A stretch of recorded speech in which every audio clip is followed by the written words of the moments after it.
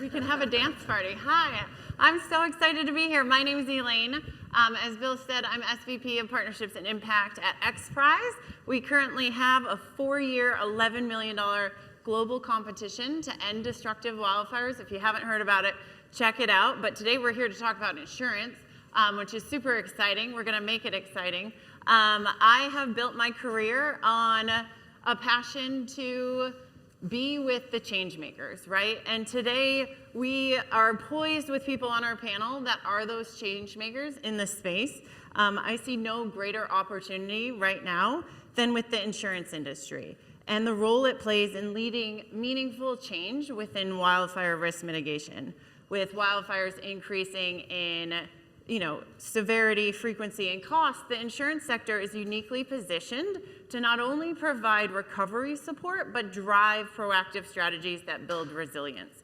And so today's discussion will explore both the barriers and the transformative potential within wildfire insurance. And I'm thrilled to have an incredible lineup of experts who each bring a unique perspective on how we can make real change and lasting impact in this space. I'm going to introduce them because I've chosen the most interesting facts about them, and I'd rather jump right in. So I'm going to start with Nancy. Nancy is a principal at Milliman's San Francisco office and a recognized leader in making property insurance more available and affordable. She advises insurers, regulators, tech companies, and nonprofits on catastrophic risk.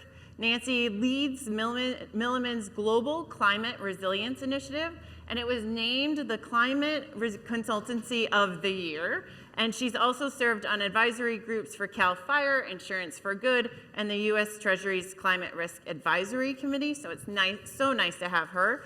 Dr. Tim Doggett next to her. Tim has over 20 years of experience in natural catastrophe risk assessment. He focuses on hurricanes, storms, and wildfires.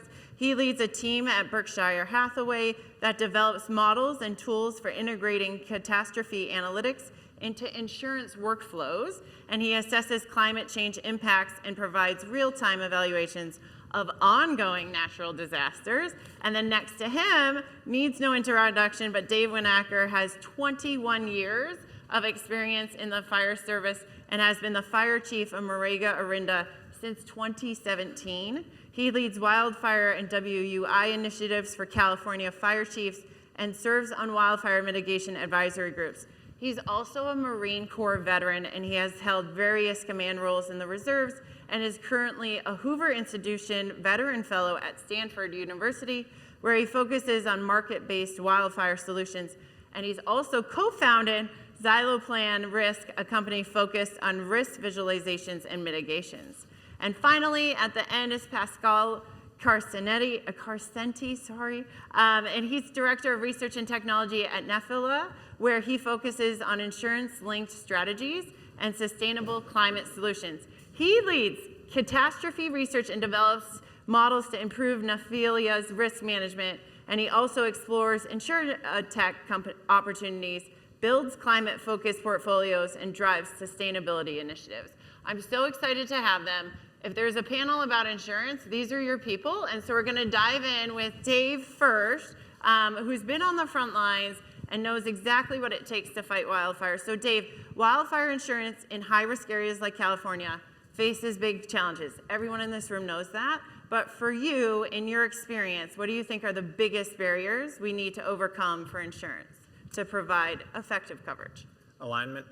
And really it has to do with alignment between the message that the community is hearing from its trusted experts, their fire department, people that are working in the wildfire space, and their lived experience with regard to price signaling. And there's no faster way to lose a community than to tell them this is what needs to be done, work through all the stages of grief about changing in landscaping and wooden fences and those sort of things.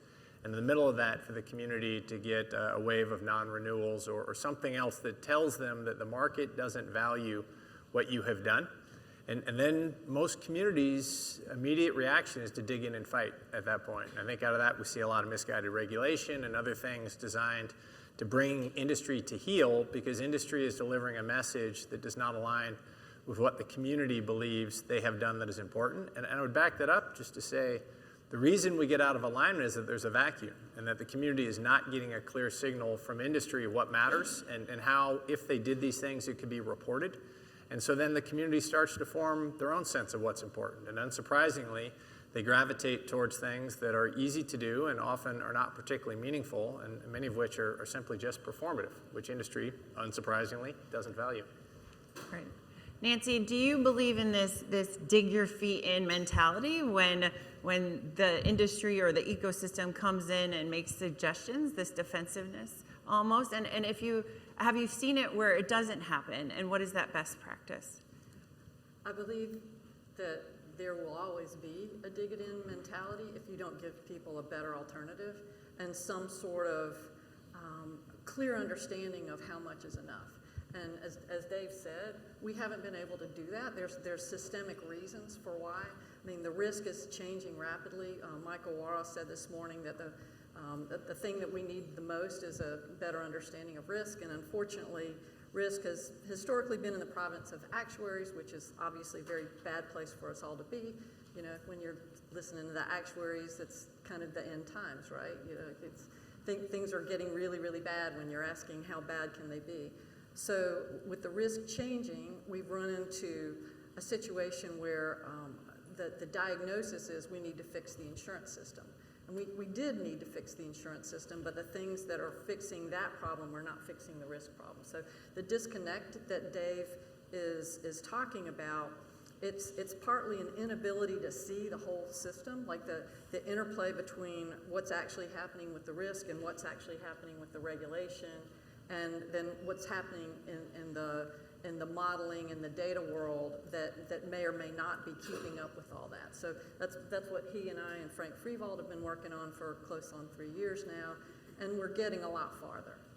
Pascal, you and I had a conversation backstage about lack of communication and lack of everyone seeing this holistic ecosystem and what role everyone has to play. Do you want to tell the audience about that? Yeah, absolutely. The insurance industry has basically outsourced their understanding of catastrophe risk to a small handful of modeling firms. And these modeling firms are bottlenecks.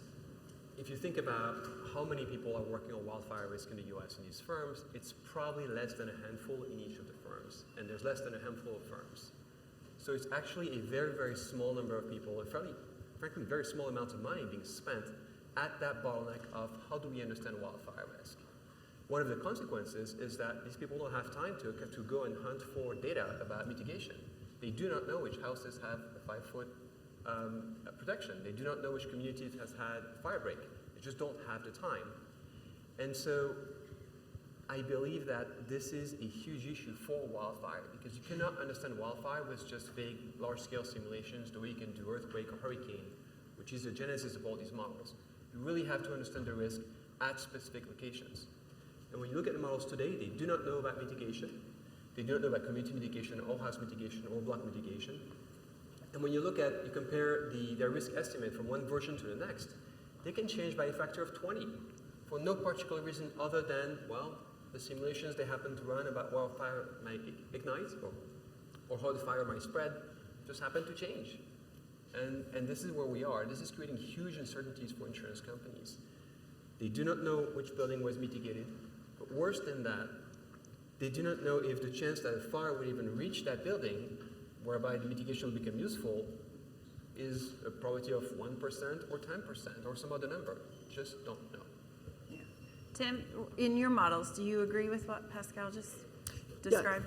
Yeah, I think Pascal just hit on a lot of the key points. Is that the models, the catastrophe models that are out there tend to work best when they are used at a large scale, and you're looking at sort of what are the aggregate views of risk, how many total acreages might burn, and how much total insured loss might you have. When you want to get down to underwriting communities or locations, then that information is just not in the models, and maybe you can argue it should be. That's something that can be done outside the models, but that's certainly not the way the models are being used. I would argue that they should be in there. Well, okay. That's a failure. I would agree, but I don't necessarily think it's the purview of the modelers to go grab defensible state-based data at the house level. I mean, do you really think that 2 or 3 different modelers could go and inspect every house in a neighborhood or a town which is what really needs to happen. It needs to happen fairly frequently. And it can't really be done for everything that matters with drones or satellite imagery. I mean, what can be done is probably already being done with technology. So, you know, having the authority to walk around a house and capture the data and upload the data at scale, that's the problem. That's what I was talking about, the last inch problem that we really need to solve. And it's partly a technology problem, but it's really a collective action problem and a permission problem. So we're trying to get the insurance industry that is doing inspections to work on collective action, and we're trying to get communities like Pascal that they're doing a lot of inspection data to have an incentive to let that data be visible to the modelers in the insurance industry. But there's a lot of mistrust between the people whose houses are being inspected and the industry that needs that data to, as both of y'all have said, function more effectively. Where does that responsibility lie, in your opinion? That's the real problem. It lies right in the middle of... Well, Davey, in your experience on the ground? Yeah.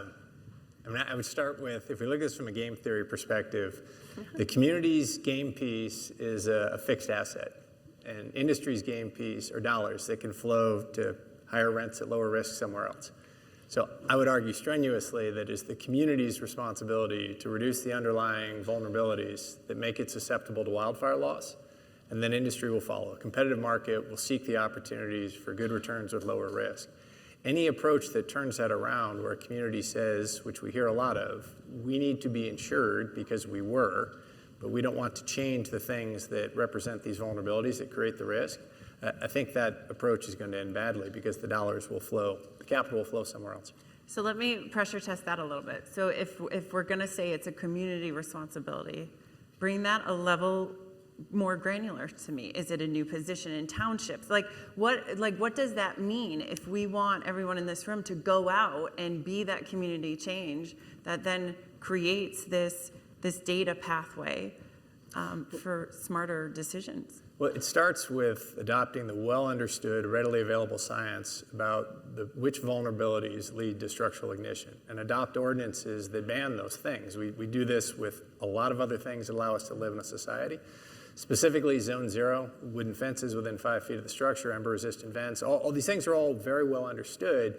Yet I think it's noteworthy that, to Pascal's point, a handful of communities have adopted progressive ordinances that require that in California, all of which are either have significant exemptions that probably fall below the threshold of making them meaningful, or only apply to new construction. And so we have this massive problem in the WUI of vulnerable communities, vulnerable homes, and we have the clear science about what it is that makes those homes vulnerable to wildfire loss. We have the authority to adopt more restrictive ordinances. We have a legislative mandate to the Board of Forestry to publish a Zone 0 requirement no later than January 1st, 2023, that has not been published. Yet we are not moving forward on the things that would require, because we live the network effect of fire, we're all in this together, that would require those homes that form the structural ignition pathway that threaten other homes to carry out these mitigations. So we have the power to act, we have a clear understanding of the science that is required, but we don't have the political will to do this at scale. Thank you for that, Dave. That was very well said. Pascal, you and I have had this conversation about data accessibility, right? And the need for this to be shared. And what we're talking about now is really a symbiotic flow of information, right? It's community data to the models. It's also the models telling us what the best practices are to then go down to the communities and inform policy. Absolutely. Do you want to talk? Transparency. Communities should be transparent in a way that's accessible to the modeling firms, to everyone really. That data should be public. It should be easy for any modeling firms to grab that data.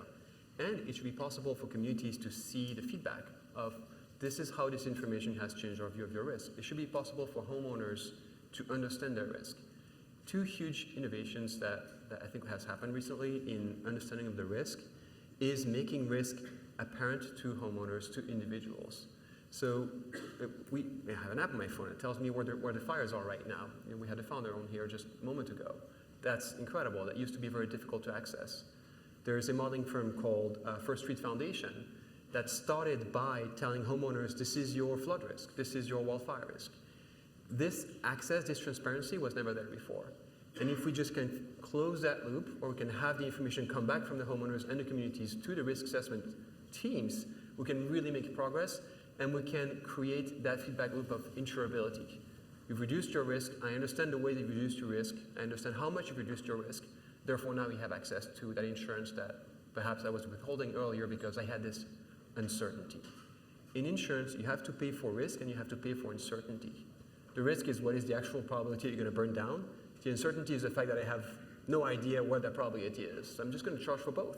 If you reduce the uncertainty, you reduce the cost of insurance, you increase the access. So Tim, in your modeling techniques, we talked a lot about uncertainty. What are the best practices you're seeing in trying to reduce that variable of uncertainty? Yeah, I'd say getting back also to the idea of the loop of information, I think at some point, the models aren't dynamic enough to change. So at some point, you can't just take new information and have it show up in the model. So that was sort of why I pushed back that maybe that's not the right place in the models for some of this information. But in terms of the uncertainties out there, I think we've made a lot of advances in terms of, you're calling it science, I tend to think of it as engineering, but things that refer to how the structure is going to burn given the occurrence of a fire, and the pathways of fire to get to the buildings, and how we can kind of reduce that pathway if it's all possible. So I feel like we've made some good strides over reducing some of that uncertainty. I think where the science is really lacking still is on the fundamental fire events themselves, and fire is very dynamic. So I work with hurricanes and earthquakes and others. In those cases, Mother Nature's going to do what Mother Nature's going to do. But wildfires have a very human element to it from both the ignition standpoint. We're lighting the large majority of the fires, so there's that human element.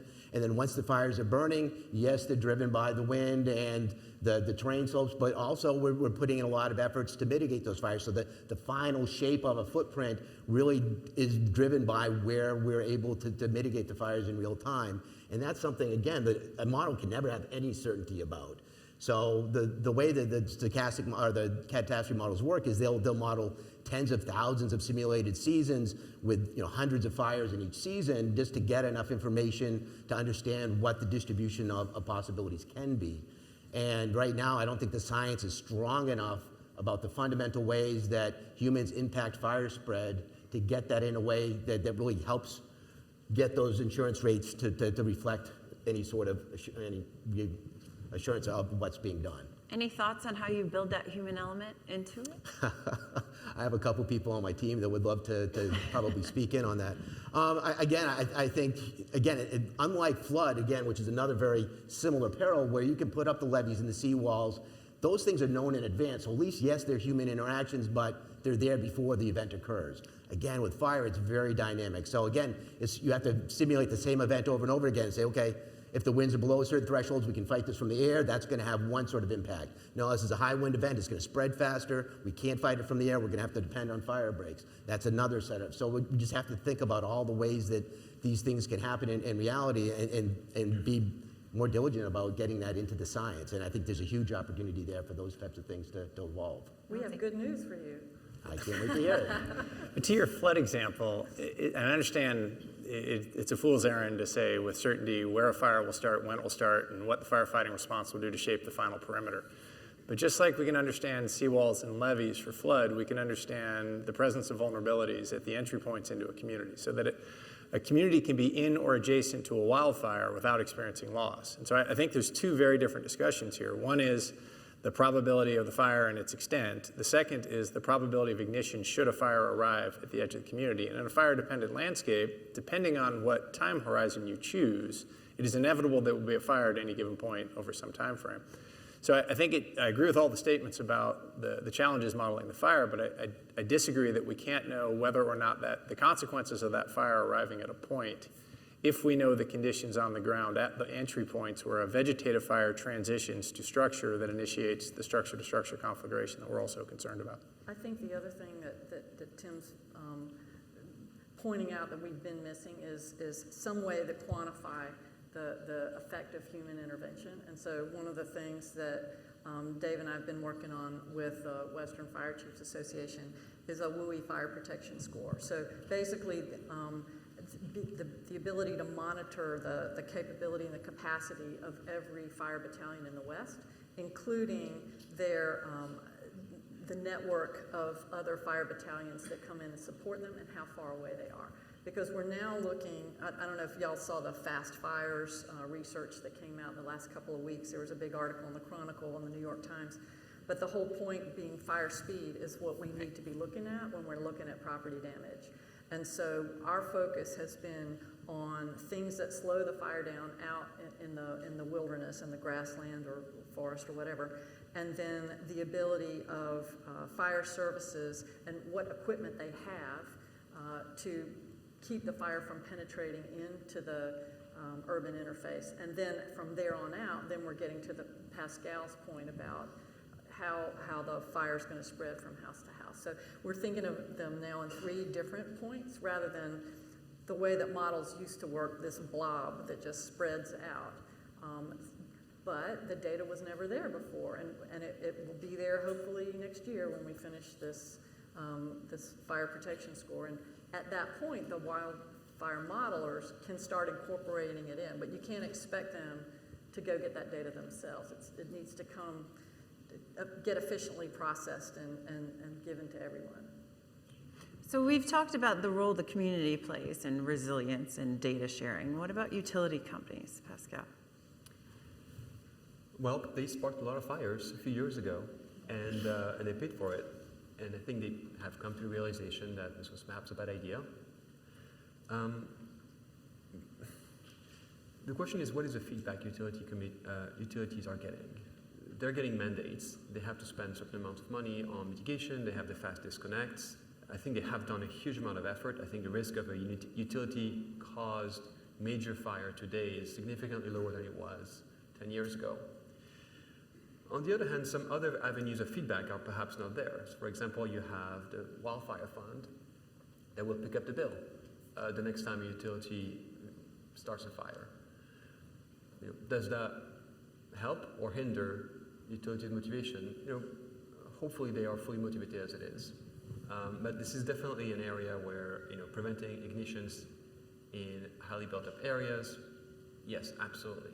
Utilities must do this. Utilities are working on this, and I do think that the risk of them causing those destructive fires has gone down quite a bit compared to a few years ago. Dave, I'm very curious how you feel about utilities.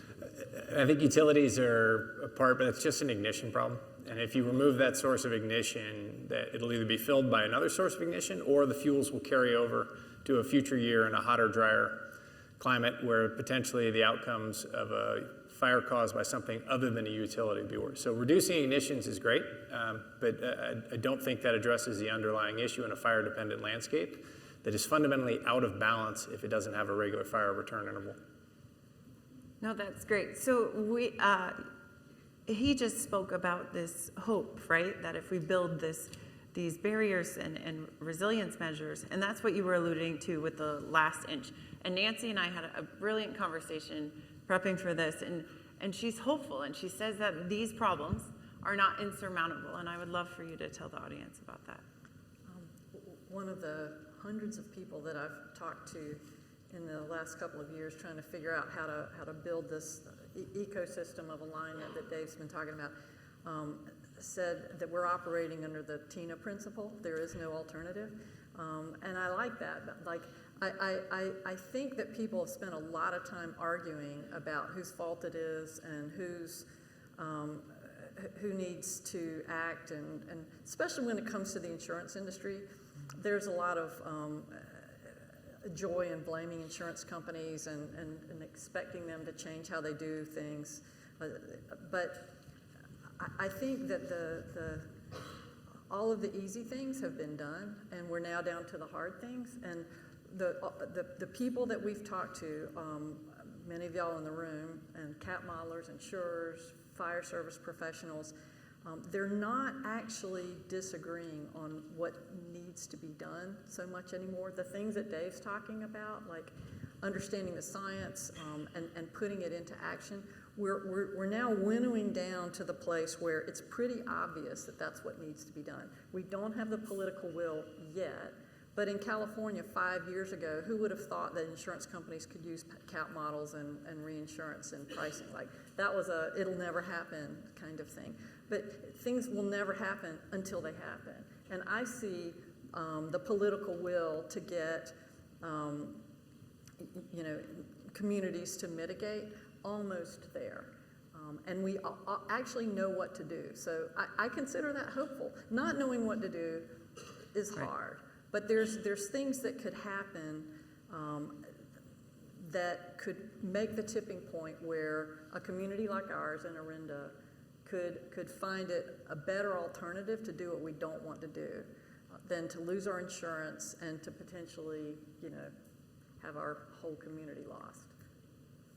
Do you agree, Tim, in the data modeling world? Do you believe that it's a mile away, it's a almost insurmountable endeavor, or that there is light at the end of the tunnel? I don't think it's insurmountable. I don't know if that inch is going to take us a year to get to or 5, but I think I'm encouraged. And again, in terms of political stuff, let's give a little bit of credit with the sustainable insurance strategy, right? And some of the things you just mentioned. In addition to that, opening up a public model development project for Cal Poly Humboldt to get into. Again, my experience with public models is they take a lot longer to build than people expect, but back to transparency, it's all out there in the public. There'll be a lot of chances to interact and for a lot of different expertise to get into that model development. So I do see avenues forward, both in terms of risk assessment tools and hopefully data sharing. I think that at the end of the day, that's going to be a big part of it as well. What about the agile and dynamic infrastructure that you were alluding to that doesn't exist today? Again, at the end of the day, there's certain things that when you price insurance, you're pricing it for a year or 2 years down the line, right? So you can't know what those things are going to be. So you have to think about what things could be and sort of take all possible outcomes. So at some point, the agility and that kind of stuff is more at the what happens in real time type of view, not what's going to happen in insurance pricing and that end of the risk transfer. No, that was helpful. And from a firefighter perspective, Dave, last mile or last inch? Last inch, but it's a really steep inch. I'd say for the fire service, we need to pay very careful attention, because anytime the California Department of Insurance is recommending more progressive wildfire risk mitigation measures than we are, that's a red warning sign flashing very brightly. Yeah. We do something at XPRIZE called Moonshot Workshop Thinking, and it's imagine what you could solve for that would make the biggest splash and the biggest impact and have this spillover effect that if you were going to focus one thing, an entire ecosystem or just a unit, and it could spark something massive, what would it be? And so my last question for the panelists, I'm going to let each one respond, is if you could change something and do it fast, what would it be that you think you would change in risk mitigation or insurance or anything that would have the biggest ripple effect? Pascal, we'll start with you and come down. Okay, thanks. I think that there is enough premium out there in the market to write profitable wildfire insurance at scale in California. I think that insurers are waiting for somebody else to start. If an insurance company has the willingness to publicly say, I am now writing this community that I wasn't writing before because they have done these risk mitigation steps, and I will continue to write this community as long as these mitigation steps are maintained, then that will cause other communities to go and perform the same mitigations. And that will start just a snowball effect. And then the big carriers are going to realize that they're losing this profitable business, and they're all going to come back in. I love that. So if you're in the industry, you need to do what Pascal just said and insure those communities. Come talk to me. Yes, Dave. Implementation of meaningful mitigations at scale at the points of entry where a wildfire pathway enters the built environment. And we know what those, excuse me, we know what those need to be. We just haven't had the political will to do them. And until we have done those, we're going to be in this unfortunate spot where we're demanding that models include our data and mitigations, but we're unwilling to share the data we have because our mitigations fall below the threshold of being meaningful. So if you're in government, then you need to create new policies to make those barriers around fire risk communities. Yes, keep going. Not quite, because that sounds like a fuel break. And I'm talking more about at the parcel level where the vulnerabilities on and around the structures, because fuel breaks won't stop windblown embers, and the asset is the peril here, and so hardening homes at those points of entry. Hardening homes, do it. Thank you. Tim.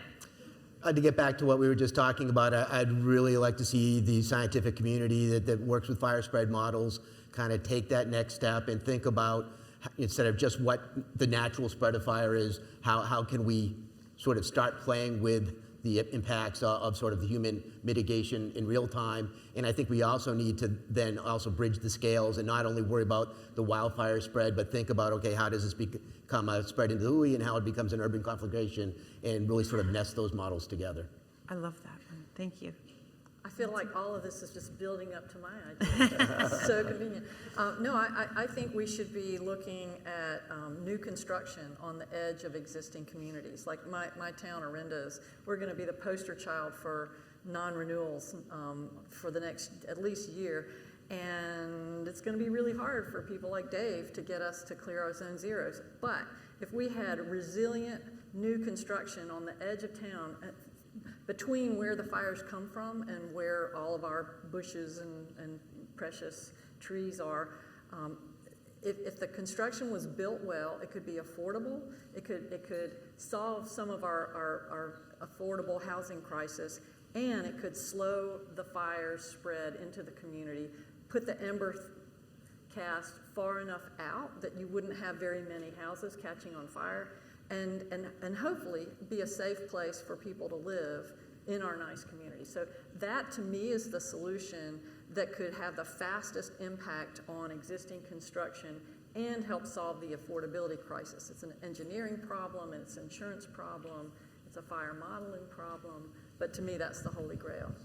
The holy grail, right there. I love it. And hopefully those new communities will be well insured.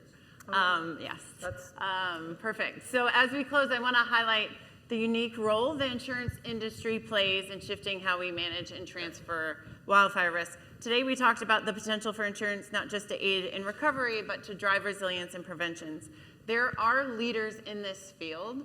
American Family Insurance and Fairfax Financial Holdings, they raised their hands acknowledging the role that they play in this moment, and they have helped to sponsor our XPRIZE competition. They are also stepping forward to reimagine risk transfer, and they are not alone. There are so many organizations in this room, like PG&E, Lockheed Martin, Gordon Betty Moore Foundation. They're joining us in this mission to end catastrophic wildfires.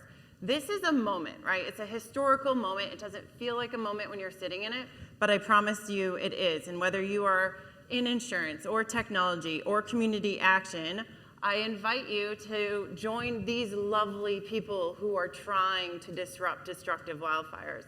I thank you for everything that you've done. I thank you for everything you undoubtedly will do. Let's give them a round of applause.